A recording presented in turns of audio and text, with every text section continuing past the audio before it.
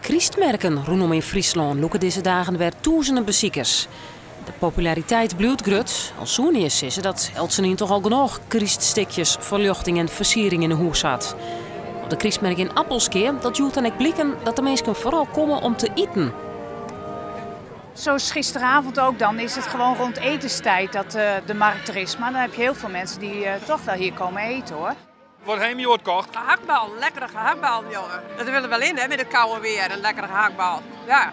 Maar kom je daarvoor bij de Christmerk? Ja, een beetje wel. bij de Christmerk, voor de gehaktbal. Ja. Lekkere gezelligheid. Ja. Want Christstikjes die haal je wel. Ja, zat.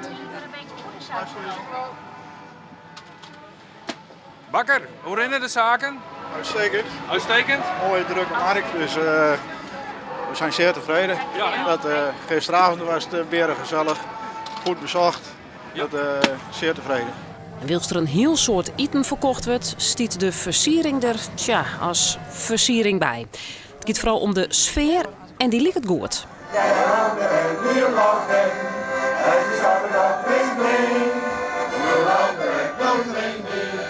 Van al dat eten rekt Eltsenien zet en tevreden. Of toch net?